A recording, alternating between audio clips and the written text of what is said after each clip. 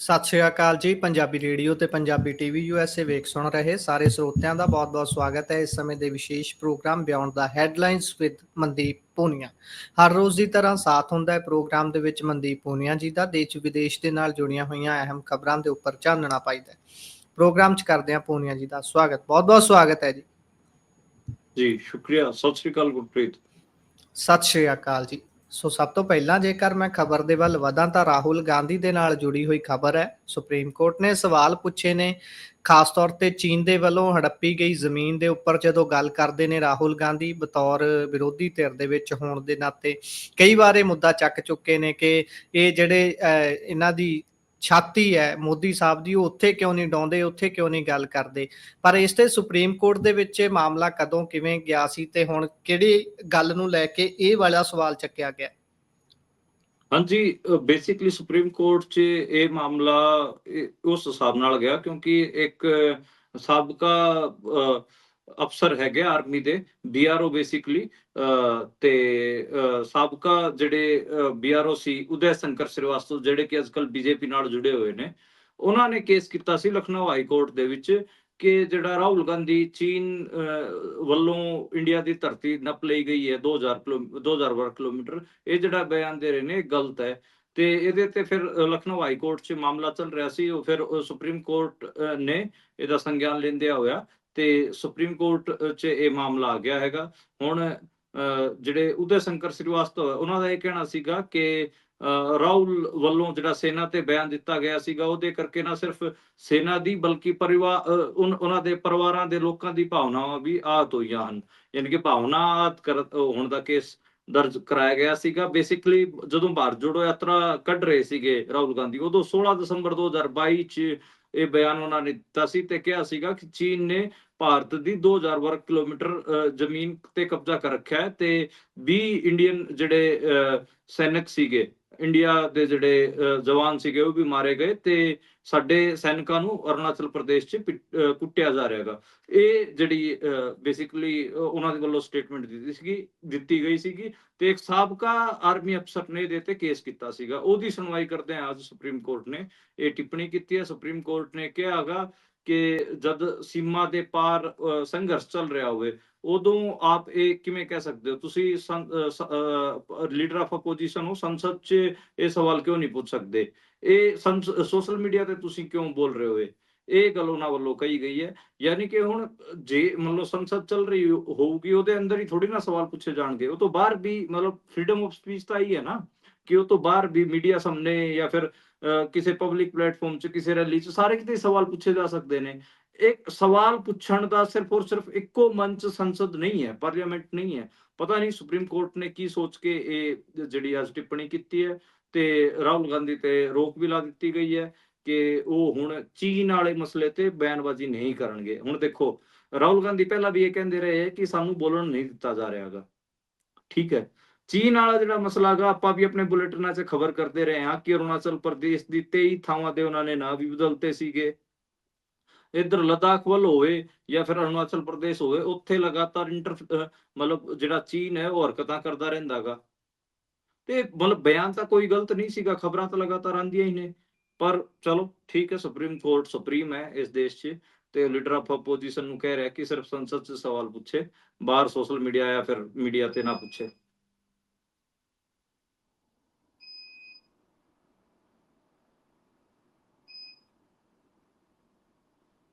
ਆਵਾਜ਼ ਗੁਰਪ੍ਰੀਤ ਜੀ, ਤੁਹਾਡੀ ਆਵਾਜ਼ ਨਹੀਂ ਆ ਰਹੀ ਜੀ। ਜੇਕਰ ਮੈਂ ਜੀ ਆਵਾਜ਼ ਆ ਰਹੀ ਹੈ ਜੀ? ਹਾਂਜੀ ਜੀ, ਜੇਕਰ ਮੈਂ ਅੱਗੇ ਵਧਾ ਤਾਂ ਉਧਰ ਝਾਰਖੰਡ ਦੇ ਸਾਬਕਾ CM ਉਹਨਾਂ ਦਾ ਨਿਧਨ ਹੋ ਗਿਆ ਹੈ ਤੇ ਕੱਲ ਨੂੰ ਸੰਸਕਾਰ ਕੀਤਾ ਜਾਣਾ ਉਹਨਾਂ ਦਾ। ਹਾਂਜੀ, ਜਿਹੜੇ ਝਾਰਖੰਡ ਦੇ ਸਾਬਕਾ ਮੁੱਖ ਮੰਤਰੀ ਸੀਗੇ ਸ਼ਿਬੂ ਸੋਰੇਨ ਅਤੇ ਅੱਜਕੱਲ ਉਹ ਰਾਜ ਸਭਾ ਸੰਸਦ ਸੀ, ਉਹਨਾਂ ਦੀ ਡੈਥ ਹੋ ਗਈ ਹੈ। ਉਹਨਾਂ ਦੇ ਮੂਵਮੈਂਟ ਕਰਕੇ ਹੀ ਝਾਰਖੰਡ ਬਤੌਰ ਇੱਕ ਸੂਬੇ ਦੇ ਤੌਰ ਤੇ ਹੋਂਦ 'ਚ ਆਇਆ ਸੀਗਾ। ਉਹਨਾਂ ਨੇ ਪੂਰੀ ਮੂਵਮੈਂਟ ਲੜੀ ਸੀ। ਦਿਸੋਮ ਗੁਰੂ ਤੋਂ ਉਹ ਸ਼ਿਬੂ ਸੋਰੇਨ ਬਣੇ ਸੀਗੇ। ਦਿਸੋਮ ਗੁਰੂ ਜੀ ਦੇ ਨਾਂ ਤੇ ਉਹ ਪ੍ਰਸਿੱਧ ਸੀਗੇ ਤੇ ਅੱਜ 81 ਸਾਲ ਦੀ ਉਹਨਾਂ ਦੀ ਉਮਰ ਸੀ ਤੇ 81 ਸਾਲ ਦੀ ਉਮਰ 'ਚ ਉਹਨਾਂ ਨੇ ਅੰਤਮ ਆਪਣੀ ਜਿਹੜੀ ਸਾਸਾਂ ਲਈਆਂ ਤੇ ਉਹਨਾਂ ਦੀ ਹੁਣ ਜਿਹੜੀ ਪਾਰਥਿਵ ਸਰੀਰ ਹੈ ਉਹਨਾਂ ਦਾ ਸਰੀਰ ਹੁਣ ਰਾਂਚੀ ਪਹੁੰਚੇਗਾ ਤੇ ਕੱਲ ਉਹਨਾਂ ਦਾ ਅੰਤਮ ਸੰਸਕਾਰ ਕੀਤਾ ਜਾਵੇਗਾ। ਉਹਨਾਂ ਦੇ ਜਿਹੜੇ ਛੋਟੇ ਬੇਟੇ ਨੇ ਬਸੰਤ ਸੋਰੇਨ, ਉਹ ਮੁਖਾਗਨੀ ਦੇਣਗੇ। ਉਹਨਾਂ ਦੇ ਜਿਹੜੇ ਬੇਟੇ ਹੈਗੇ ਆ, ਬੜੇ ਬੇਟੇ, ਉਹ ਅੱਜ ਜੀ ਦੇ ਟਾਈਮ ਝਾਰਖੰਡ ਦੇ ਮੁੱਖ ਮੰਤਰੀ ਵੀ ਨੇ। ਤੇ ਜੀ ਇਹ ਉਹਨਾਂ ਦੀ ਪੂਰੀ ਕਹਾਣੀ ਰਹੀ ਹੈ। ਸਿਬੂ ਸੋਰੇਨ ਨੂੰ ਜਿਹੜੇ ਭਾਰਤ ਦੇ ਪ੍ਰਧਾਨ ਮੰਤਰੀ ਹੈਗੇ ਆ ਨਰਿੰਦਰ ਮੋਦੀ, ਉਹ ਵੀ ਸਰਗੰਗਾਨਾ ਹਸਪਤਾਲ ਚ ਦਿੱਲੀ ਪਹੁੰਚੇ ਤੇ ਉਹਨਾਂ ਨੂੰ ਸ਼ਰਧਾਂਜਲੀ ਦਿੱਤੀ ਹੈ। ਤੇ ਹੇਮੰਤ ਸੋਰੇਨ, ਉਹਨਾਂ ਦੇ ਭਰਾ, ਉਹਨਾਂ ਦੇ ਬੱਚੇ ਸਾਰੇ ਹੀ ਅੱਜ ਦਿੱਲੀ ਮੌਜੂਦ ਸਨ ਤੇ ਕੱਲ ਉਹਨਾਂ ਦਾ ਅੰਤਮ ਸੰਸਕਾਰ ਕੀਤਾ ਜਾਵੇਗਾ। 3 ਵਾਰ ਉਹ ਝਾਰਖੰਡ ਦੇ ਮੁੱਖ ਮੰਤਰੀ ਰਹੇ ਤੇ ਇਸ ਤੋਂ ਇਲਾਵਾ ਉਹ ਕੈਬਨਿਟ ਮਿਨਿਸਟਰ ਵੀ ਰਹੇ। ਇੱਕ ਵਾਰ ਤਾਂ ਸਿਰਫ 10 ਦਿਨਾਂ ਅੰਦਰ ਹੀ ਉਹਨਾਂ ਦੀ ਸਰਕਾਰ ਡਿੱਗ ਗਈ ਸੀਗੀ, ਬਾਕੀ ਉਹ ਕੈਬਨਿਟ ਮਿਨਿਸਟਰ ਵੀ ਰਹੇ। ਬੀਜੇਪੀ ਦੀ ਜਦੋਂ ਵਾਜਪਾਈ ਦੀ ਸਰਕਾਰ ਸੀ ਤਾਂ ਉਹਨਾਂ ਨੂੰ ਭੱਜਣਾ ਪਿਆ ਸੀਗਾ। ਉਹ ਆਪਾਂ ਕਹਿ ਲਈਏ ਕਿ ਕਈ ਦਿਨਾਂ ਤੱਕ ਇੱਕ ਹਿਸਾਬ ਨਾਲ ਗਾਇਬ ਰਹੇ, ਮਤਲਬ ਛੁਪ ਕੇ ਉਹਨਾਂ ਨੂੰ ਰਹਿਣਾ ਪਿਆ। ਤੇ ਇਸ ਤੋਂ ਇਲਾਵਾ ਵੀ ਮਤਲਬ ਉਹਨਾਂ ਦਾ ਜਦੋਂ ਮੂਵਮੈਂਟ ਕਰਦੇ ਸੀਗੇ, ਮੂਵਮੈਂਟ ਵਾਲੇ ਜੀ ਦਿਨਾਂ ਦੀ ਗੱਲ ਹੈ, ਉਹ ਆਪਣੀ ਬਾਈਕ ਸਣੇ ਹੀ ਨਦੀ ਜਿਹੜਾ ਦਰਿਆ ਸੀ ਉੱਥੇ ਉਹਦੇ ਸਮਾ ਗਏ ਸੀਗੇ ਤੇ ਪੁਲਿਸ ਜੀ ਉੱਥੇ ਲੱਭਦੀ ਰਹਿ ਗਈ ਸੀ। ਨਾ ਉਹਨਾਂ ਦੀ ਬਾਈਕ ਲੱਭੀ ਸੀ ਦਰਿਆ 'ਚ, ਨਾ ਉਹ ਆਪ ਲੱਭੇ ਸੀਗੇ। ਤੇ ਉਹ ਬਾਅਦ 'ਚ ਦੱਸਿਆ ਜਾਂਦਾ ਕਿ ਉਹ ਆਦਿਵਾਸੀ ਸੀ ਤੇ ਆਪਣੇ ਆਦਿਵਾਸੀਆਂ ਨਾਲ ਜੰਗਲ 'ਚ ਰਹਿਣ ਚਲੇ ਗਏ ਸੀ। ਪੁਲਿਸ ਥੱਕ ਗਈ ਸੀਗੀ ਪਰ ਉਹਨਾਂ ਨੂੰ ਲੱਭ ਨਹੀਂ ਸਕੀ। ਜਿਹੜਾ ਜੀ ਝਾਰਖੰਡ ਅੰਦੋਲਨ ਸੀ ਉਹਦੇ ਅਗਵਾ ਸੀਗੇ, ਉਹਦੇ ਮੁੱਖ ਚਿਹਰੇ ਸੀਗੇ। ਤੇ ਆਦਿਵਾਸੀਆਂ ਦੇ ਕਹਿ ਸਕਦੇ ਹੋ ਕਿ ਜੀਵਿਤ ਤੌਰ ਤੇ ਜੇ ਆਪਾਂ ਗੱਲ ਕਰਨੀ ਹੋਵੇ ਅੱਜ ਦੇ ਟਾਈਮ, ਸਭ ਤੋਂ ਵੱਡੇ ਆਗੂ ਸੀ ਜਿਹੜੇ ਕਿ ਹੁਣ ਅੱਜ ਦੇ ਟਾਈਮ ਆਪਣੇ ਵਿੱਚ ਨਹੀਂ ਹੈ। ਜੀ ਇਹੋ ਜਿਹੇ ਲੋਕ ਜਿਨ੍ਹਾਂ ਨੇ ਲੜਾਈਆਂ ਲੜੀਆਂ ਨੇ, ਖਾਸ ਤੌਰ ਤੇ ਸਟੇਟਹੁੱਡ ਦੇ ਲਈ, ਆਪਣੇ ਲੋਕਾਂ ਦੇ ਲਈ, ਫੈਡਰਲਿਜ਼ਮ ਦੀ ਲੜਾਈ, ਉਹਨਾਂ ਦੀਆਂ ਜੀਵਨੀਆਂ ਜ਼ਰੂਰ ਪੜ੍ਹਨੀਆਂ ਚਾਹੀਦੀਆਂ ਨੇ। ਨੋ ਡਾਊਟ ਹਰੇਕ ਬੰਦਾ ਗਲਤੀਆਂ ਵੀ ਕਰਦਾ ਹੈ, ਚੰਗੇ ਕੰਮ ਵੀ ਕਰਦਾ ਹੈ, ਪਰ ਜਿਹੜੇ ਇਹੋ ਜਿਹੇ ਲੋਕ ਨੇ ਉਹਨਾਂ ਨੂੰ ਇੱਕ ਵਾਰੀ ਉਹਨਾਂ ਤੇ ਝਾਤ ਜ਼ਰੂਰ ਮਾਰਨੀ ਚਾਹੀਦੀ ਹੈ ਕਿ ਅਸੀਂ ਕਿੱਥੇ ਪਿੱਛੇ ਰਹਿ ਰਹੇ ਹਾਂ, ਸਾਨੂੰ ਕੀ ਸਿੱਖਣ ਦੀ ਲੋੜ ਹੈ। ਬਹੁਤ ਜ਼ਰੂਰੀ ਹੈ ਇਹ, ਕਿਉਂਕਿ ਬਿਲਕੁਲ ਆਦੀਵਾਸੀ ਗੁਰਪ੍ਰੀਤ, ਸ਼ਬਦ ਜਦੋਂ ਆਪਾਂ ਵਰਤਦੇ ਹਾਂ। ਜੀ ਜੀ। ਹਾਂ ਬਿਲਕੁਲ ਗੁਰਪ੍ਰੀਤ, ਜਿਵੇਂ ਤੁਸੀਂ ਅੱਗੇ ਵੀ ਦੱਸ ਰਹੇ ਸੀ ਆਦੀਵਾਸੀ ਸ਼ਬਦ ਆਪਾਂ ਵਰਤ ਰਹੇ ਹਾਂ। ਬੇਸਿਕਲੀ ਆਰਐਸਐਸ ਦਾ ਪ੍ਰੋਜੈਕਟ ਸੀਗਾ ਆਦੀਵਾਸੀਆਂ ਨੂੰ ਵਨਵਾਸੀ ਕਹਿਣ ਦਾ। ਜਿਹੜੇ ਜੀ ਆਦੀਵਾਸੀ ਸ਼ਬਦ ਵਾਸਤੇ ਵੀ ਜਿਹੜੀ ਫਾਈਟ ਹੈ ਸਿਬੂ ਸੋਰੇਨ ਹਾਂਜੀ। ਹੋਰਾਂ ਦੀ, ਉਹ ਇੱਕ ਗਜ਼ਬ ਦੀ ਕਹਾਣੀ ਹੈ। ਤੇ ਆਰਐਸਐਸ ਵਨਵਾਸੀ ਕਹਿ ਕੇ ਐਂਟਰ ਕਰ ਗਈ ਸੀ ਜੰਗਲਾਂ 'ਚ। ਜੀ ਆਰਐਸਐਸ ਨੂੰ ਰੋਕਣ ਦਾ ਵੀ ਆਪਾਂ ਕਹਿ ਲਈਏ ਕਿ ਬਹੁਤ ਵੱਡਾ ਯੋਗਦਾਨ ਸਿਬੂ ਸੋਰੇਨ ਹੋਰਾਂ ਦਾ ਹੈਗਾ। ਅੱਜ ਦੇ ਟਾਈਮ ਵੀ ਇੰਡੀਆ ਅਲਾਈਅੰਸ ਦੀ ਉੱਥੇ ਉਹਨਾਂ ਦੇ ਜਿਹੜੇ ਬੇਟੇ ਨੇ ਹੇਮੰਤ ਸੋਰੇਨ ਨੂੰ ਸਰਕਾਰ ਚਲਾ ਰਹੇ ਨੇ। ਤੇ ਉਹਨਾਂ ਤੇ ਵੀ ਕੇਸ ਦਰਜ ਕੀਤਾ ਗਿਆ ਸੀਗਾ ਪਿਛਲੇ ਸਾਲ, ਯਾਦ ਕਰੋ। ਉਹਨਾਂ ਨੂੰ ਜੇਲ੍ਹ 'ਚ ਭੇਜ ਦਿੱਤਾ ਗਿਆ ਸੀ। ਸਿਰਫ 10 ਲੱਖ ਰੁਪਏ ਦਾ ਮਾਮਲਾ ਸੀਗਾ, 10 ਲੱਖ ਰੁਪਏ। ਅਤੇ ਆਰੋਪ ਵੀ ਇਹ ਸੀਗਾ ਕਿ ਦੇਖੋ ਇਹਨਾਂ ਨੇ ਇੱਕ ਜਿਹੜੀ ਘੱਟ ਕੀਮਤ ਦੀ ਜ਼ਮੀਨ ਵੱਧ ਪੈਸੇ 'ਚ ਖਰੀਦ ਲਈ।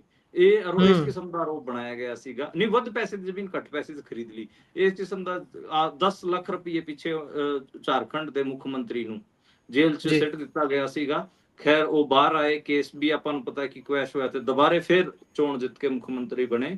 ਤਾਂ ਇਹ ਇਸੇ ਕਿਸਮ ਦਾ ਇੱਕ ਮਾਮਲਾ ਸਿਬੂ ਸੋਰੇਨ ਤੇ, ਜਦੋਂ ਵਾਜਪਾਈ ਦੀ ਬੀਜੇਪੀ ਦੀ ਸਰਕਾਰ ਸੀ ਸੈਂਟਰ 'ਚ, ਉਦੋਂ ਸਿਬੂ ਸੋਰੇਨ ਦੇ ਪਿੱਛੇ ਵੀ ਐਂ ਪਏ ਸੀਗੇ। ਤੇ ਉਹਨੂੰ ਵੀ ਸਿਬੂ ਸੋਰੇਨ ਹੋਰਾਂ ਨੂੰ ਵੀ ਮਤਲਬ ਆਪਾਂ ਕਹਿ ਲਓ ਕਿ ਆਪਣੀ ਬਨਵਾਸ ਕੱਟਣਾ ਪਿਆ ਸੀਗਾ। ਉਹ ਬਣ ਦੇ ਅੰਦਰ ਚਲੇ ਗਏ, ਜੰਗਲ ਦੇ ਅੰਦਰ ਜਾ ਕੇ ਲੁਕ ਗਏ ਸੀਗੇ। ਤੇ ਜੀ ਇੱਕ ਆਪਾਂ ਕਹਿ ਲਈਏ ਕਿ ਬਹੁਤ ਇਹ ਜਿਹੜਾ ਪਰਿਵਾਰ ਹੈ, ਸੋਰੇਨ ਪਰਿਵਾਰ ਹੈ, ਇਹਨਾਂ ਨੇ ਆਦੀਵਾਸੀ ਸ਼ਬਦ ਨੂੰ ਹੀ ਹੋਲਡ ਕਰਨ 'ਚ ਆਪਣੀ ਪੂਰੀ ਤਾਕਤ ਲਾ ਰੱਖੀ ਹੈ। ਨਹੀਂ ਤਾਂ ਉੱਥੇ ਤਾਂ ਜਿਹੜਾ ਆਰਐਸਐਸ ਦਾ ਪ੍ਰੋਜੈਕਟ ਹੈ, ਉਹ ਕਦੋਂ ਦਾ ਇਹਨਾਂ ਨੂੰ ਵਨਵਾਸੀ ਬਣਾ ਦਿੰਦਾ ਤੇ ਕਦੋਂ ਦਾ ਇਹਨਾਂ ਨੂੰ ਹਿੰਦੂ ਧਰਮ ਦੇ ਫੋਲਡ 'ਚ ਲੈ ਲੈਂਦਾ। ਇਹ ਹਿੰਦੂ ਧਰਮ ਦੇ ਫੋਲਡ 'ਚ ਨਹੀਂ ਆਏ ਹਨ। ਜੀ ਸੋ ਅੱਗੇ ਆਪਾਂ ਅਗਲੀ ਖਬਰ ਵੱਲ ਜਦੋਂ ਵੱਧਦੇ ਹਾਂ ਤਾਂ ਜਿੱਥੇ ਅਸੀਂ ਆਏ ਦਿਨ ਗੱਲ ਕਰਦੇ ਹਾਂ ਕਿ ਆਮ ਵਿਅਕਤੀ ਦੀ ਇਸ ਦੇਸ਼ ਦੇ ਵਿੱਚ ਕੋਈ ਸੁਰੱਖਿਆ ਨਹੀਂ ਹੈ। ਜੇ ਉਹ ਮਰ ਜਾਵੇ ਤਾਂ ਆਂਕੜਾ ਬਣ ਕੇ ਰਹਿ ਜਾਂਦਾ ਹੈ, ਜੇ ਲੁੱਟਿਆ ਜਾਵੇ ਤਾਂ ਸਿਰਫ ਇਨਵੈਸਟੀਗੇਸ਼ਨਾਂ ਦੀਆਂ ਫਾਈਲਾਂ ਦੇ ਵਿੱਚ ਹੀ ਉਲਝ ਕੇ ਰਹਿ ਜਾਂਦਾ ਹੈ।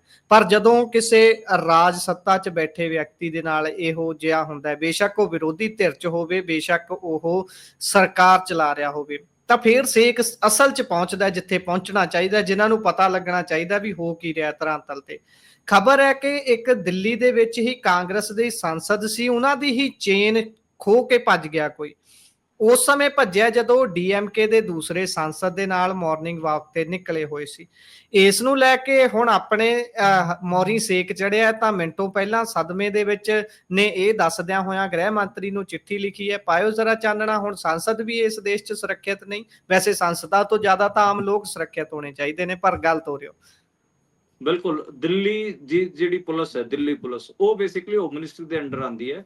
ਤੇ ਇਹ ਹਾਂਜੀ ਜਿਹੜੇ ਸਾਂਸਦ ਸੀ ਸੁਧਾ ਰਾਮ ਕ੍ਰਿਸ਼ਨਨ ਜੀ, ਉਹ ਤਾਮਿਲਨਾਡੂ ਤੋਂ ਸਾਂਸਦ ਹਨ, ਤੇ ਆਪਣੀ ਜਿਹੜੀ ਸਾਥੀ ਹਨ ਡੀਐਮਕੇ ਦੀ ਸਾਂਸਦ ਰਜਤੀ, ਉਹਨਾਂ ਨਾਲ ਦੋਵੇਂ ਜਾਣੀਆਂ ਸਵੇਰੇ ਮਾਰਨਿੰਗ ਵਾਕ ਕਰ ਰਹੀਆਂ ਸੀ। ਤਾਮਿਲਨਾਡੂ ਭਵਨ ਦੇ ਨਾਲ ਹੀ ਲੱਗਦਾ ਜਿਹੜਾ ਇਲਾਕਾ ਗਾ, ਉੱਥੇ ਇਹ ਦੋਵੇਂ ਜਣੀਆਂ ਆਪਣੇ ਮਾਰਨਿੰਗ ਵਾਕ ਤੇ ਨਿਕਲੀਆਂ ਸੀ। ਪਿੱਛੋਂ ਜੀ ਸਕੂਟੀ ਵਾਲਾ ਆਇਆ, ਸਕੂਟੇ ਵਾਲੇ ਦੋ ਮੁੰਡੇ ਆਏ ਤੇ ਉਹਨਾਂ ਨੇ ਚੇਨ ਇਹਨਾਂ ਦੀ ਤੋੜ ਲਈ ਤੇ ਭੱਜ ਗਏ। ਉਹਨਾਂ ਨੇ ਆਪਣੇ ਜੀ ਜਿਹੜੇ ਗ੍ਰਹਿ ਮੰਤਰੀ ਨੂੰ ਜਿਹੜਾ ਲੈਟਰ ਲਿਖਿਆਗਾ, ਆਪਣੇ ਲੈਟਰ 'ਚ ਲਿਖਿਆਗਾ ਕਿ ਮੇਰੀ 4 ਤੋਲੇ ਤੋਂ ਵੱਧ ਦੀ ਚੇਨ ਸੀਗੀ, ਯਾਨੀ ਕਿ 40 ਗ੍ਰਾਮ ਦੇ ਨੇੜੇ ਤੇੜੇ ਦੀ ਚੇਨ ਸੀ, ਉਹਨੂੰ ਤੋੜ ਕੇ ਭੱਜ ਗਏ ਹੈਗੇ। ਯਾਨੀ ਕਿ ਚਾਣਕਪੁਰੀ, ਜਿਹੜਾ ਕਿ ਦਿੱਲੀ ਦਾ ਪੋਸ਼ ਇਲਾਕਾ ਮੰਨਿਆ ਜਾਂਦਾਗਾ, ਉਹ ਇਲਾਕਾ ਮੰਨਿਆ ਜਾਂਦਾਗਾ ਕਿ ਇਹ ਤਾਂ ਲੁਟੀਅਨ ਦਿੱਲੀ ਹੈ। ਲੁਟੀਅਨ ਦਿੱਲੀ ਦੇ ਵਿੱਚ ਉਹ ਵੀ ਲੁਟੀਅਨ ਦਿੱਲੀ ਦੇ ਵਿੱਚ ਰਹਿਣ ਵਾਲੇ ਜਿਹੜੇ ਐਮਪੀਜ਼ ਨੇ, ਉਹਨਾਂ ਦੇ ਜੀ ਨਾਲ ਇਹ ਵਾਰਦਾਤ ਹੋ ਰਹੀ ਹੈ। ਇੱਕ ਵੱਡੀ ਗੱਲ ਹੈ। ਤੇ ਇਸ ਤੇ ਉਹਨਾਂ ਨੇ ਪੂਰਾ ਆਪਣੀ ਲੈਟਰ ਵੀ ਲਿਖਿਆ, ਐਫਆਈਆਰ ਵੀ ਦਰਜ ਕਰਾਈ ਹੈ, ਪੁਲਿਸ ਵੀ ਜੀ ਲੱਗੀ ਹੋਈ ਹੈ। ਪਰ ਇਹ ਮਤਲਬ ਸੁਧਾ ਨੇ ਇਹਦੇ 'ਚ, ਇਸ ਲੈਟਰ 'ਚ ਇੱਕ ਗੱਲ ਸਪੈਸੀਫਿਕਲੀ ਲਿਖੀ ਹੈ ਕਿ ਦਿੱਲੀ 'ਚ ਮਹਿਲਾਵਾਂ ਸੇਫ ਨਹੀਂ ਹੈ। ਮੈਂ ਕਈ ਵਾਰ ਜਦੋਂ ਕਈ ਥਾਵਾਂ ਤੇ ਜਾਂਦੀ ਹਾਂ, ਉੱਥੇ ਵੀ ਮੈਂ ਜੀ ਦੇਖਦੀ ਹਾਂ ਕਿ ਕਿਉਂਕਿ ਮੈਂ ਤਾਂ ਸਾਊਥ ਇੰਡੀਆ ਤੋਂ ਆਉਂਦੀ ਹੈ, ਇੱਥੇ ਮੈਨੂੰ ਜਾਣਦੇ ਨਹੀਂ, ਤੇ ਮੇਰੇ ਨਾਲ ਜੀ ਇੱਥੇ ਵੀ ਮਤਲਬ ਬਹੁਤ ਕੁਝ ਹੁੰਦਾ ਗਾ। ਮਤਲਬ ਇਹ ਆਪਾਂ ਦੇਖਦੇ ਹਾਂ, ਜਿਹੜੇ ਸਾਊਥ ਇੰਡੀਆ ਦੇ ਜਿਹੜੇ ਐਮਪੀ ਹੁੰਦੇ ਨੇ, ਸਾਂਸਦ ਹੁੰਦੇ ਨੇ, ਜੀ ਗੁਰਪ੍ਰੀਤ ਜੀ, ਉਹ ਥੋੜੇ ਡਾਊਨ ਟੂ ਅਰਥ ਹੁੰਦੇ ਨੇ। ਉਹ ਨੋਰਮਲ ਕੱਪੜੇ, ਮਤਲਬ ਉਹ ਬਹੁਤ ਜ਼ਿਆਦਾ ਜਿਵੇਂ ਆਪਣੇ ਵਾਲੇ ਹੈਗੇ ਆ, ਜਮਾ ਸਫੇਦ ਚਿੱਟੇ ਕੁੜਤੇ ਪਜਾਮੇ ਲਾ ਕੇ, ਮਾਵਾ ਉਹਨਾਂ ਤੇ ਚਿੱਟਾ ਹੁੰਦਾ ਕੰਪੈਰੀਟਿਵਲੀ ਹੈ। ਸਾਦੇ ਹੁੰਦੇ ਨੇ, ਕਹਿਣ ਦਾ ਹਾਂ ਭਾਵ ਦੇਖਣ ਚਾਕਣ ਚ। ਹਾਂ, ਤੇ ਉਹ ਸੰਸਦ ਲੱਗਦੇ ਨਹੀਂ, ਤੇ ਉਹ ਜਿਹੜਾ ਹੂੰ ਮਹਿਸੂਸ ਕਰਦੇ ਨੇ ਦਿੱਲੀ 'ਚ ਆ ਕੇ, ਤੁਹਾਡੇ ਸਾਹਮਣੇ ਹੀ ਹੈ। ਉਹਨਾਂ ਨੇ ਇਹ ਗੱਲ ਜੀ ਵੀ ਲਿਖੀ ਹੈ ਕਿ ਮਹਿਲਾਵਾਂ ਵੀ ਦਿੱਲੀ 'ਚ ਸੇਫ ਨਹੀਂ ਹਨ। ਜੀ ਜੀ ਇਹ ਗੱਲ ਤਾਂ ਬਿਲਕੁਲ ਠੀਕ ਹੈ ਉਹਨਾਂ ਦੀ। ਮਹਿਲਾਵਾਂ ਵੈਸੇ ਪੂਰੇ ਦੇਸ਼ 'ਚ ਹੀ ਸੁਰੱਖਿਅਤ ਕਿੱਥੇ ਨੇ, ਆਪ ਹੀ ਦੱਸ ਸਕਦੇ ਨੇ ਗ੍ਰਹਿ ਮੰਤਰੀ ਸਾਹਿਬ। ਅੱਗੇ ਚੱਲਦੇ ਹਾਂ। ਬਿਹਾਰ ਦੇ ਵਿੱਚ ਕਹਿੰਦੇ ਹੁਣ ਸ਼ਿਕਸ਼ਕ ਟੀਚਰ ਭਰਤੀ ਦੇ ਵਿੱਚ ਡੋਮਿਸਾਈਲ ਲਾਗੂ ਹੋਵੇਗਾ। ਕਹਿਣ ਦਾ ਭਾਵ ਬਿਹਾਰ ਦੇ ਜਿਹੜੇ ਲੋਕ ਨੇ ਉਹਨਾਂ ਨੂੰ ਪਹਿਲ ਮਿਲੇਗੀ, ਕਿਉਂਕਿ ਡੋਮਿਸਾਈਲ ਉਹਨਾਂ ਦੇ ਕੋਲ ਹੋਵੇਗਾ। ਤੇ ਇਸ ਤੇ ਪਾਇਓ ਜ਼ਰਾ ਚਾਨਣਾ। ਬਿਲਕੁਲ ਚੋਣਾਂ ਤੋਂ ਪਹਿਲਾਂ ਨਿਤਿਸ਼ ਦਾ ਇਹ ਫੈਸਲਾ ਕਿੰਨਾ ਕੁ ਰੰਗ ਲਿਆਊਗਾ, ਕਿੰਨਾ ਕੁ ਉਸ ਦੇ ਹੱਕ 'ਚ ਭੁਗਤਾ ਸਕਦਾ ਹੈ ਲੋਕਾਂ ਨੂੰ? ਦੇਖੋ, ਮੈਂ ਤਾਂ ਸਿਰਫ ਇਹ ਖਬਰ ਇਸ ਕਰਕੇ ਲਈ ਸੀ ਕਿ ਡੋਮਿਸਾਈਲ ਪਾਲਿਸੀ ਬਿਹਾਰ ਵਾਲੇ ਆਪਣੇ ਸੂਬੇ 'ਚ ਲਾਗੂ ਕਰ ਰਹੇ ਨੇ, ਵਧੀਆ ਹੈ। ਜਿਹੜੇ ਬਿਹਾਰ ਵਾਲੇ ਦੂਜੇ ਸੂਬਿਆਂ ਤੇ ਜਾ ਕੇ ਨੌਕਰੀਆਂ ਲੈ ਰਹੇ, ਫਿਰ ਦੂਜੇ ਸੂਬਿਆਂ ਨੂੰ ਤਾਂ ਸੋਚਣਾ ਚਾਹੀਦਾ, ਦੂਜੇ ਸੂਬਿਆਂ ਨੂੰ ਵੀ ਡੋਮਿਸਾਈਲ ਪਾਲਿਸੀ ਲਾਗੂ ਕਰਨੀ ਚਾਹੀਦੀ। ਇਹ ਇੱਕ ਡਿਮਾਂਡ ਪੰਜਾਬੀਆਂ ਦੀ ਵੀ ਰਹੀ ਹੈ ਪੰਜਾਬ 'ਚ। ਭਗਵੰਤ ਮਾਨ ਨੂੰ ਜਿਹੜੀ ਪੰਜਾਬ 'ਚ ਨੌਕਰੀਆਂ ਕੱਢ ਰਿਹਾ ਗਾ, ਉਹਦੇ ਵਿੱਚ ਘੱਟੋ ਘੱਟ ਜਿਹੜੀ ਸਟੇਟ ਏਜੰਸੀ, ਜਿਹੜੀ ਸਟੇਟ ਆਪਾਂ ਕਹਿ ਲਓ ਕਿ ਸਿੱਧੇ ਤਰੀਕੇ ਨਾਲ ਪੰਜਾਬੀਆਂ ਨਾਲ ਜੁੜੀਆਂ ਹੋਈਆਂ ਨੇ, ਉਹਨਾਂ 'ਚ ਤਾਂ ਜੀ ਡੋਮਿਸਾਈਲ ਪਾਲਿਸੀ ਲਾਗੂ ਹੋਣੀ ਚਾਹੀਦੀ। ਜਿਵੇਂ ਪੰਜਾਬ ਪੁਲਿਸ ਹੈ, ਉਹਦੇ 'ਚ ਵੀ ਡੋਮਿਸਾਈਲ ਪਾਲਿਸੀ ਲਾਗੂ ਕਰਨ, ਜਾਂ ਜਿਹੜੇ ਸਿੱਖਿਆ ਵਾਸਤੇ, ਮਤਲਬ ਜਿਹੜੀ ਸਕੂਲਾਂ 'ਚ ਸਿੱਖਿਆ ਦਿੱਤੀ ਜਾਂਦੀ ਹੈ, ਉੱਥੇ ਟੀਚਰਾਂ ਵਾਸਤੇ ਡੋਮਿਸਾਈਲ ਪਾਲਿਸੀ ਲਾਗੂ ਹੋਵੇ। ਤਾਂ ਕਹਿਣ ਦਾ ਭਾਵ ਇਹ ਹੈ ਕਿ ਬਿਹਾਰ ਵਾਲੇ ਆਪਣੇ ਸੂਬੇ 'ਚ ਲਾਗੂ ਕਰ ਰਹੇ ਨੇ ਕਿ ਸਾਡੇ ਸੂਬੇ 'ਚ ਕੋਈ ਹੋਰ ਨਾ ਹੋਵੇ ਨੌਕਰੀ ਪਾਉਣ ਵਾਸਤੇ, ਤੇ ਇਹਨਾਂ ਦੇ ਬੰਦੇ ਹੋਰ ਦੂਜੇ ਸੂਬਿਆਂ 'ਚ ਜਾ ਰਹੇ ਨੇ। ਤਾਂ ਇਹ ਮਤਲਬ ਇੱਕ ਕਲਾਸਿਕ ਐਗਜ਼ਾਮਪਲ ਹੈ। ਇਹਨੂੰ ਮੁੱਖ ਰੱਖਦੇ ਹੋਇਆ ਪੰਜਾਬ ਦੇ ਮੁੱਖ ਮੰਤਰੀ ਭਗਵੰਤ ਮਾਨ ਨੂੰ ਵੀ ਪੰਜਾਬ 'ਚ ਡੋਮਿਸਾਈਲ ਪਾਲਿਸੀ ਲਾਗੂ ਕਰਨੀ ਚਾਹੀਦੀ। ਮੇਰਾ ਇਸ ਕਰਕੇ ਮੈਂ ਇਹ ਖਬਰ ਲਈ ਹੈ। ਮੈਨੂੰ ਨਹੀਂ ਲੱਗਦਾ ਕਿ ਇਹਦਾ ਕੋਈ ਬਹੁਤ ਅਸਰ ਪਊਗਾ। ਠੀਕ ਹੈ, ਖੁਸ਼ ਹੋ ਲੈਣਗੇ ਉਹ ਕਿ ਹਾਲਾਂਕਿ ਉਹਨਾਂ ਦੀ ਡੈਮੋਗ੍ਰਾਫੀ ਇੰਨੀ ਚੇਂਜ ਨਹੀਂ ਹੋ ਰਹੀ। ਉਹ ਦੂਜੇ ਸੂਬਿਆਂ 'ਚ ਜਾ ਕੇ ਦੂਜਿਆਂ ਦੀ ਡੈਮੋਗ੍ਰਾਫੀ ਚੇਂਜ ਕਰ ਰਹੇ ਨੇ। ਉਹ ਮਹਾਰਾਸ਼ਟਰ ਵਾਲੇ ਉਹੀ ਤੋਂ ਗੱਲ ਰੌਲਾ ਪਾ ਰਹੇ ਨੇ। ਮੈਂ ਉਹੀ ਗੱਲ ਦੁਹਰਾ ਰਿਹਾ ਸੀ, ਦਿਮਾਗ ਦੇ ਵਿੱਚ ਮੇਰੇ ਇਹੀ ਗੱਲ ਦੌੜ ਰਹੀ ਸੀ ਕਿ ਇੱਥੇ ਸਾਡੇ ਇੰਨੇ ਜ਼ਿਆਦਾ ਪ੍ਰਭਾਵੀ ਹੋ ਚੁੱਕੇ ਨੇ, ਇਹਨਾਂ ਦੀ ਵੋਟ ਸ਼ੇਅਰ ਨੂੰ ਕੋਈ ਛੇੜਨਾ ਨਹੀਂ ਚਾਹੁੰਦਾ, ਇਹਨਾਂ ਦੇ ਖਿਲਾਫ ਕੋਈ ਡਿਸੀਜਨ ਨਹੀਂ ਲੈਣਾ ਚਾਹੁੰਦਾ। ਸੁਖਪਾਲ ਖਹਿਰਾ ਵਰਗੇ ਵਿਧਾਨ ਸਭਾ 'ਚ ਬਿੱਲ ਲਿਆਉਣ ਦੀ ਗੱਲ ਕਰਨ ਦੀ ਕੋਸ਼ਿਸ਼ ਕਰਦੇ ਨੇ, ਉਹਨਾਂ ਨੂੰ ਇਹ ਕਹਿ ਕੇ ਕਿ ਇਹ ਤਾਂ ਬਈ ਵਿਰੋਧੀ ਨੇ ਪ੍ਰਵਾਸੀਆਂ ਦੇ। ਜੇਕਰ ਚੰਨੀ ਚਲਦੀਆਂ ਚੋਣਾਂ ਦੇ ਵਿੱਚ ਬਿਆਨ ਦੇ ਦਿੰਦਾ ਤਾਂ ਉਸ ਨੂੰ ਕਹਿ ਦਿੱਤਾ ਜਾਂਦਾ ਕਿ ਭਈਆ ਖਿਲਾਫ ਹੈ, ਇਹ ਭਈਆ ਵਿਰੋਧੀ ਹੈ। ਜੇਕਰ ਕੇਜਰੀਵਾਲ ਦੇ ਨਾਲ ਇਹ ਸ਼ਬਦ ਜੋੜ ਲਿਆ ਜਾਂਦਾ ਹੈ ਤਾਂ ਹਾਲ ਤਾਂ ਸਾਡੇ ਇਹ ਹੈ ਕਿ ਡੈਮੋਗ੍ਰਾਫੀ ਨੂੰ, ਸਟਰਕਚਰ ਨੂੰ ਇੰਨੀ ਜ਼ਿਆਦਾ ਸੱਟ ਇਸ ਸਮੇਂ ਉਹ ਮਾਰ ਚੁੱਕੇ ਨੇ ਕਿ ਜੇ ਚਾਹਣ ਵੀ ਤਾਂ ਨਹੀਂ ਬਦਲਣਗੇ, ਕਿਉਂਕਿ ਇਹਨਾਂ ਨੂੰ ਸਿਰਫ ਤੇ ਸਿਰਫ ਵੋਟਾਂ ਦੀਦੀਆਂ ਨੇ। ਇਹ ਉਹਨਾਂ ਵਾਂਗ ਡਿਸੀਜਨ ਨਹੀਂ ਲੈ ਸਕਦੇ। ਕੀ ਲੱਗਦਾ ਤੁਹਾਨੂੰ ਕਿੰਨੇ ਕੁ ਪੰਜਾਬੀ ਹੋਣਗੇ ਜਿਹੜੇ ਇੱਥੋਂ ਛੱਡ ਕੇ, ਨੋ ਡਾਊਟ ਉੱਥੇ ਬਸੇ ਹੋਏ, ਉੱਥੇ ਹੀ ਜੰਮੇ ਪਲੇ ਹੋਣਗੇ, ਪਰ ਇੱਥੋਂ ਛੱਡ ਕੇ ਕਿੰਨੇ ਕੁ ਬੰਦੇ ਗਏ ਹੋਏ ਨੇ ਜਿਹੜੀ ਉਹਨਾਂ ਦੀ ਡੈਮੋਗ੍ਰਾਫੀ ਨੂੰ ਬਦਲ ਦੇਣਗੇ, ਹੈ ਨਾ?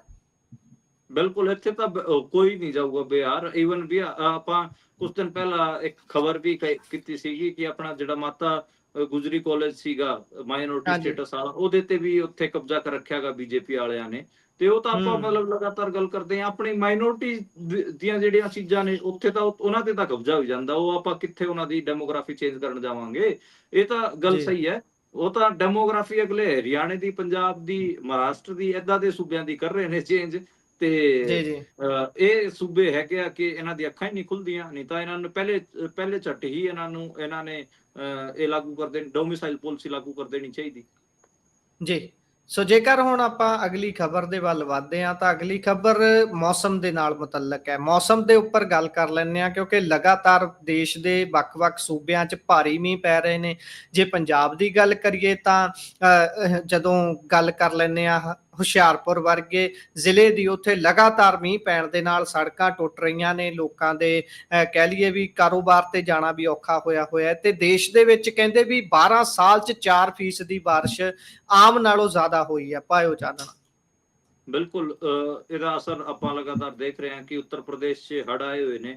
ਜਿੱਥੇ ਕੁੰਭ ਮੇਲਾ ਭਰਿਆ ਸੀ ਇਲਾਹਾਬਾਦ, ਪ੍ਰਯਾਗਰਾਜ, ਉਹ ਸਾਰਾ ਡੁੱਬਿਆ ਹੋਇਆ ਗਾ। ਉਹਦੀ ਵੀਡੀਓਜ਼ ਵੀ ਆਪਾਂ ਲਗਾਤਾਰ ਵਾਇਰਲ ਹੁੰਦੀਆਂ ਦੇਖ ਰਹੇ ਨੇ। ਜਿਹੜੇ ਉੱਥੇ ਲੋਕ ਮੀਮ ਬਣਾ ਕੇ ਪਾ ਰਹੇ ਨੇ ਕਿ ਦੇਖੋ, ਪਹਿਲਾਂ ਅਸੀਂ ਗੰਗਾ ਮਈਆ 'ਚ ਗੋਤਾ ਲਾਣ ਜਾਂਦੇ ਸੀ, ਗੰਗਾ ਦਰਿਆ ਦੇ ਕੰਢੇ, ਅਸੀਂ ਹੁਣ ਤਾਂ ਗੰਗਾ ਮਈਆ ਸਾਡੇ ਘਰੇ ਹੀ ਆ ਗਈ ਹੈ। ਉਹ ਤੇ ਇੱਕ ਪੁਲਿਸ ਇਹ ਮੁਲਾਜ਼ਮ ਤੁਸੀਂ ਦੇਖਿਆ ਹੋਣਾ, ਪੁਲਿਸ ਮੁਲਾਜ਼ਮ ਬਿਲਕੁਲ, ਆਪਣੇ ਘਰ ਦੇ ਬਾਹਰ ਹੀ ਉਹ ਪੂਜਾ ਕਰੀ ਜਾਂਦਾ। ਹਾਂ, ਤਾਂ ਮਤਲਬ ਜਿਹੜੀ ਗੰਗਾ ਮਈਆ ਹੈ ਉਹ ਲੋਕਾਂ ਦੇ ਘਰਾਂ 'ਚ ਵੜ ਗਈ ਹੈਗੀ ਆ। ਉੱਤਰ ਪ੍ਰਦੇਸ਼ 'ਚ 45 ਜਿਹੜੇ ਹੈਗੇ ਆ ਉਹ ਹੜ੍ਹ ਨਾਲ ਅਫੈਕਟਡ ਨੇ।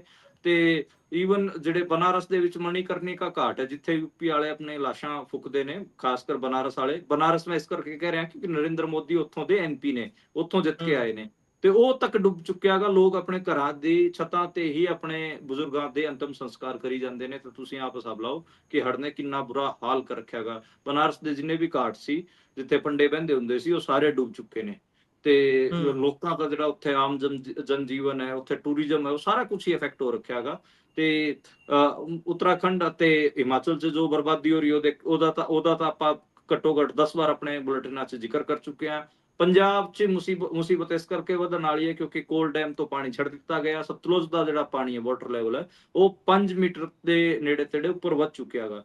ਯਾਨੀ ਕਿ ਸਤਲੁਜ ਲਾਓ ਆਪ ਜੀ, ਤੁਸੀਂ ਦੇਖੋ ਇੱਧਰ ਘੱਗਰ ਦਰਿਆ ਜਿਹੜਾ ਕਿ ਬਰਸਾਤੀ ਦਰਿਆ ਗਾ, ਤੇ ਬਿਆਸ, ਇਹ ਸਾਰੇ ਹੀ ਕਿਤੇ ਨਾ ਕਿਤੇ ਅੱਜ ਦੇ ਟਾਈਮ ਉਫਣ ਰਹੇ ਨੇ।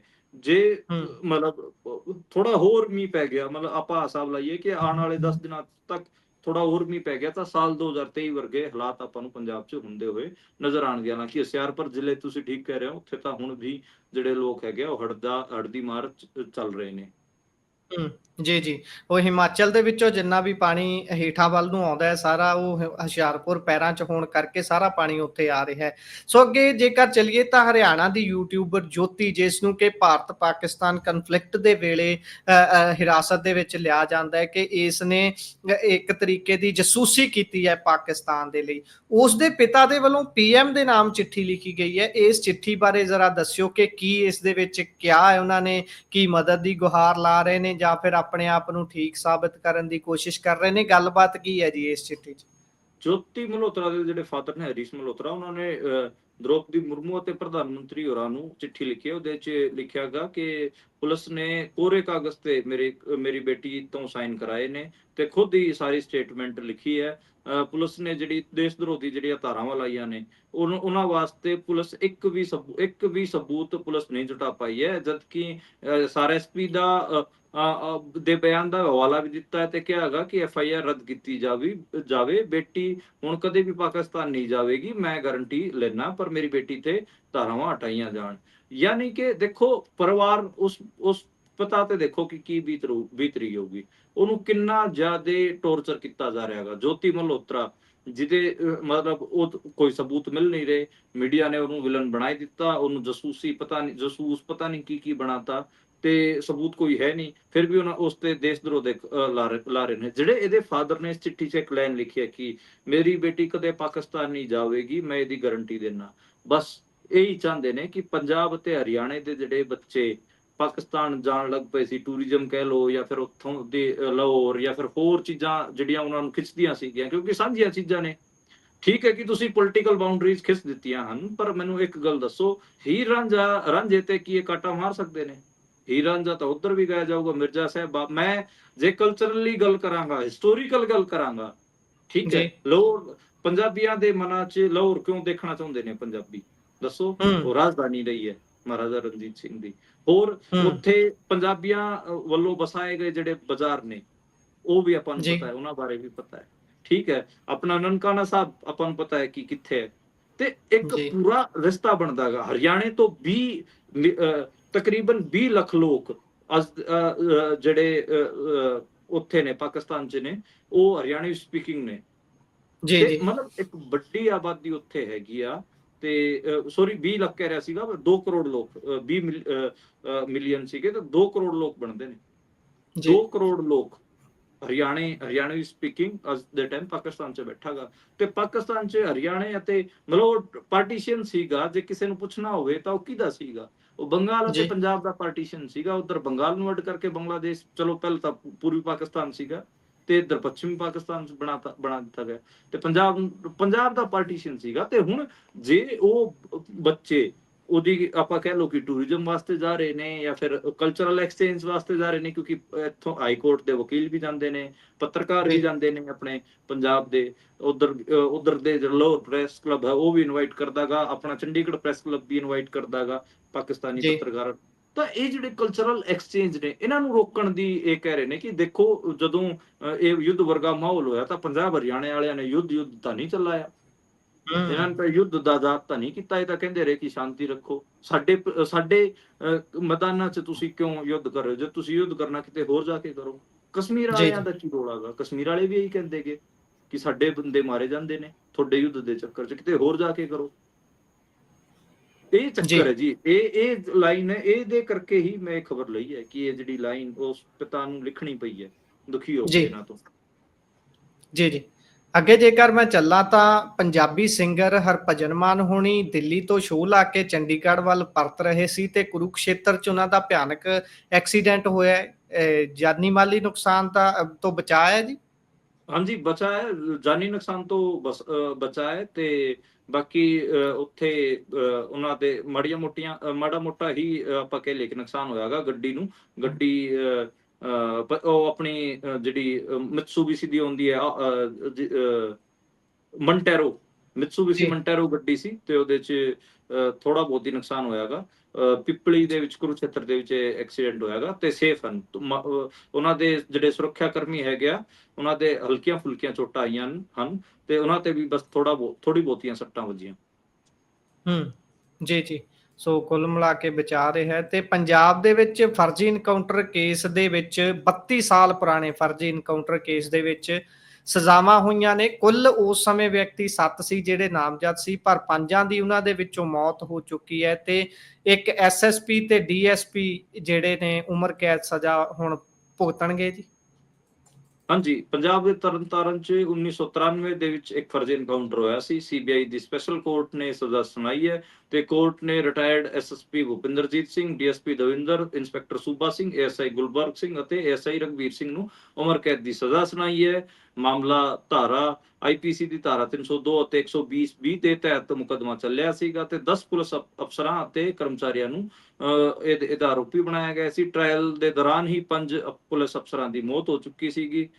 ਜਿਹੜੇ ਸ਼ਹੀਦ ਸੁਖਦੇਵ ਸਿੰਘ ਸੀ, ਉਹਨਾਂ ਦੀ ਪਤਨੀ ਨੇ ਦੱਸਿਆ ਕਿ ਉਹਨਾਂ ਨੂੰ ਬਹੁਤ ਸਾਰੀ ਮੁਸ਼ਕਲਾਂ ਦਾ ਸਾਹਮਣਾ ਕਰਨਾ ਪਿਆ।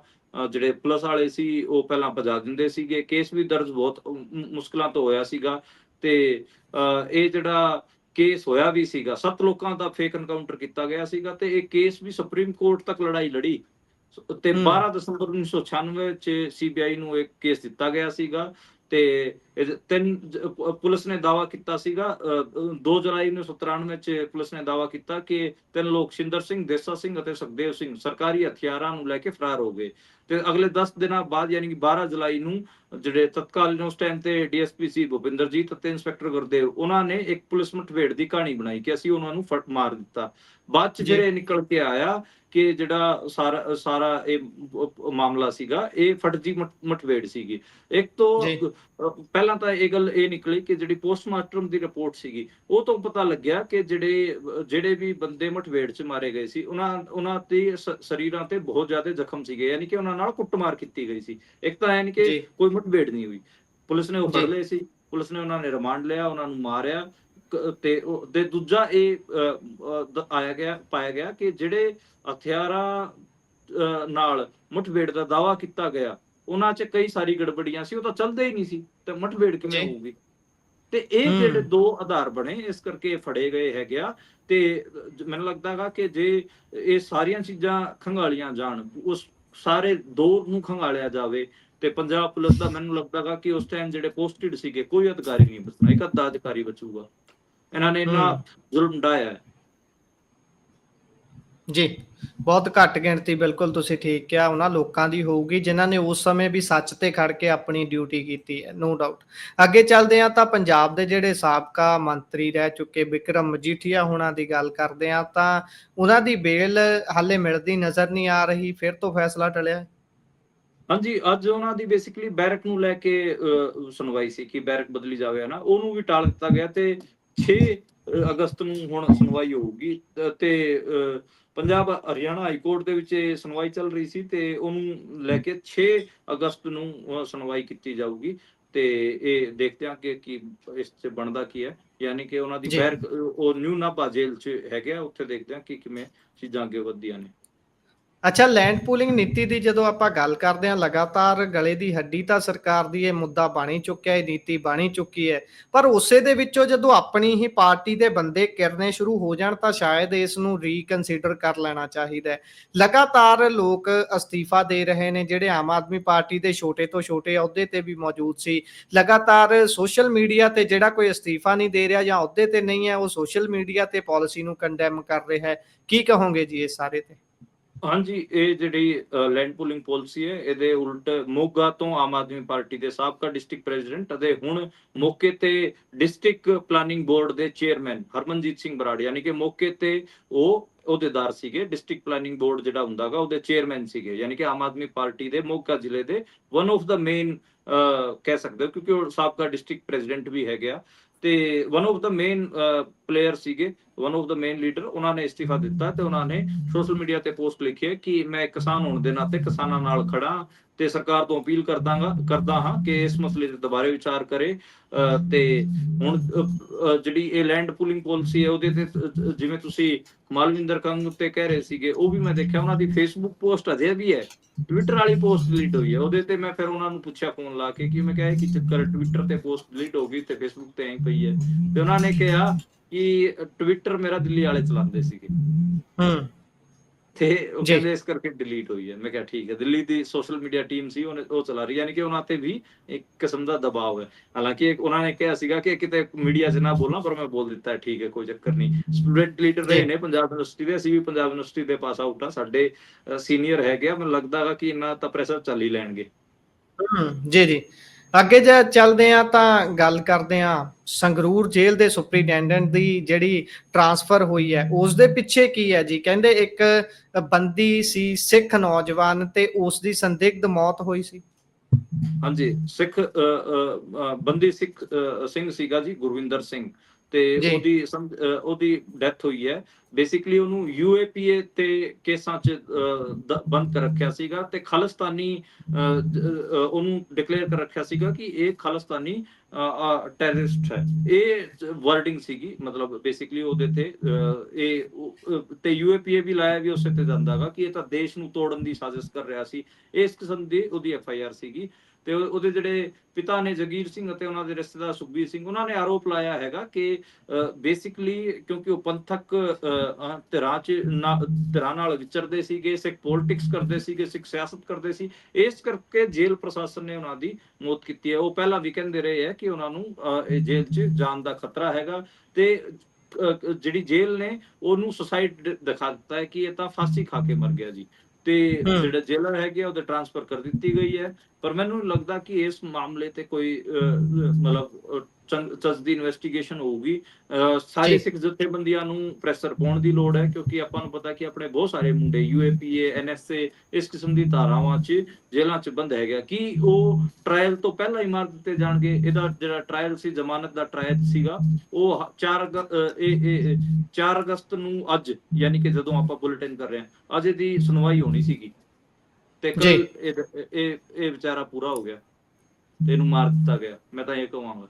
ਸਿਸਟਮ ਨੇ ਜੀ। ਮਾਰ ਦਿੱਤਾ। 7 ਸਾਲ ਤੋਂ ਜੇਲ੍ਹ 'ਚ ਬੰਦ ਸੀਗਾ, ਹਜੇ ਤੱਕ ਹੂੰ। ਇਹਦੇ ਖਿਲਾਫ ਪੁਲਿਸ ਇਹਦੀ ਚਾਰਜ ਸ਼ੀਟ ਦਾਖਲ ਨਹੀਂ ਕਰ ਪਾਈ।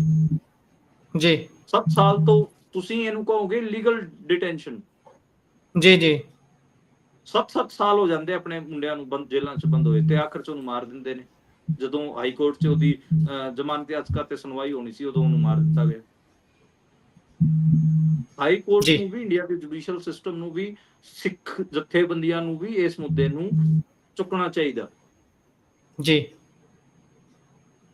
ਸੋ ਆਖਰੀ ਖਬਰ ਦੇ ਵੱਲ ਵਧਦੇ ਹਾਂ ਤਾਂ ਸ਼੍ਰੋਮਣੀ ਅਕਾਲੀ ਦਲ ਦੀ ਜਿਹੜੀ ਭਰਤੀ ਕਮੇਟੀ ਹੈ ਅਕਾਲ ਤਖਤ ਸਾਹਿਬ ਦੇ ਵੱਲੋਂ ਪ੍ਰਮਾਣਿਤ, ਉਸ ਨੂੰ ਨਵਾਂ ਪ੍ਰਧਾਨ ਮਿਲ ਸਕਦਾ ਹੈ। ਜਲਦੀ ਚੁਣਨ ਦੀਆਂ ਤਿਆਰੀਆਂ ਕਰ ਲਈਆਂ ਗਈਆਂ ਨੇ। ਤੇਜਾ ਸਿੰਘ ਸਮੁੰਦਰੀ ਹਾਲ ਦੀ ਵੈਸੇ ਮੰਗ ਤਾਂ ਕੀਤੀ ਜਾ ਰਹੀ ਸੀ ਕਿ ਐਸਜੀਪੀਸੀ ਨੇ ਦੇ ਦਿੱਤਾ ਹੈ ਜੀ ਇੱਥੇ ਪ੍ਰੋਗਰਾਮ ਕਰਨ ਦੇ ਲਈ ਉਹਨਾਂ ਨੂੰ ਜਿਹੜਾ ਢੁਕਵੇਂ ਤੋਂ ਉੱਚ ਮਿਲਣਾ ਚਾਹੀਦਾ ਹੈ, ਉਹਨਾਂ ਨੂੰ ਪਰਮਿਸ਼ਨ ਮਿਲਣੀ ਚਾਹੀਦੀ ਹੈ। ਬਿਲਕੁਲ 11 ਅਗਸਤ ਨੂੰ ਤੇਜਾ ਸਿੰਘ ਸਮੁੰਦਰੀ ਹਾਲ 'ਚ ਬੈਠਕ ਕਰਨ ਦੀ ਅਨੁਮਤੀ ਇਹਨਾਂ ਨੇ ਮੰਗੀ ਹੈ, ਤੇ ਐਸਜੀਪੀਸੀ ਨੇ ਜਿਹੜਾ ਉਹਨਾਂ ਦਾ ਅਨੁਮਤੀ ਪੱਤਰ ਸੀਗਾ ਉਹਨੂੰ ਸ੍ਰੀ ਅਕਾਲ ਤਖਤ ਸਾਹਿਬ ਨੂੰ ਭੇਜ ਦਿੱਤਾ ਗਿਆ ਹੈ। ਤੇ ਜੀ ਮੈਨੂੰ ਲੱਗਦਾ ਵਾ ਕਿ ਇਹ ਲੈਟਰ ਐਸਜੀਪੀਸੀ ਨੇ ਇਸ ਕਰਕੇ ਸ੍ਰੀ ਅਕਾਲ ਤਖਤ ਸਾਹਿਬ ਕੋਲ ਭੇਜਿਆਗਾ ਤਾਂ ਕਿ ਉਹ ਜਿਹੜਾ ਵਿਵਾਦ ਟਾਲਣ ਵਾਸਤੇ ਬਚਣਾ ਚਾਹੁੰਦੇ ਨੇ। ਜਿਹੜੀ ਭਰਤੀ ਕਮੇਟੀ ਹੈ ਉਹਨੇ ਆਪਾਂ ਕਹਿ ਸਕਦੇ ਹਾਂ ਕਿ ਹਰ ਜ਼ਿਲ੍ਹੇ ਤੇ ਜਾ ਕੇ ਭਰਤੀਆਂ ਕੀਤੀਆਂ ਨੇ। ਦੇਖਦੇ ਹਾਂ ਕਿ ਐਸਜੀਪੀਸੀ ਅਤੇ ਸ੍ਰੀ ਅਕਾਲ ਤਖਤ ਸਾਹਿਬ ਦਾ ਇਸ ਮਾਮਲੇ ਤੇ ਕੀ ਸਟੈਂਡ ਰਹਿੰਦਾ ਗਾ। ਕੀ ਜਿਹੜੀ ਇਹ ਭਰਤੀ ਕਮੇਟੀ ਸੀਗੀ ਇਹਨੂੰ ਮਤਲਬ ਤੇਜਾ ਸਿੰਘ ਸਮੁੰਦਰੀ ਹਾਲ 'ਚ ਬੈਠਕ ਕਰਨ ਦਿੱਤੀ ਜਾਊਗੀ, ਜਾਂ ਫਿਰ ਇਹ ਆਪਣਾ ਜਿਹੜਾ ਕਾਰਵਾਈ ਇਹਨਾਂ ਨੂੰ ਕਿਤੇ ਹੋਰ ਕਰਨੀ ਪਊਗੀ। ਜੀ ਪ੍ਰੋਗਰਾਮ ਦਾ ਸਮਾਂ ਸਮਾਪਤ ਹੁੰਦਾ ਹੈ। ਤੁਸੀਂ ਜੁੜੇ ਜਾਣਕਾਰੀਆਂ ਸਾਂਝੀਆਂ ਕੀਤੀਆਂ, ਬਹੁਤ ਬਹੁਤ ਧੰਨਵਾਦ ਜੀ। ਸਤਿ ਸ਼੍ਰੀ ਅਕਾਲ। ਸਤਿ ਸ਼੍ਰੀ ਅਕਾਲ ਜੀ।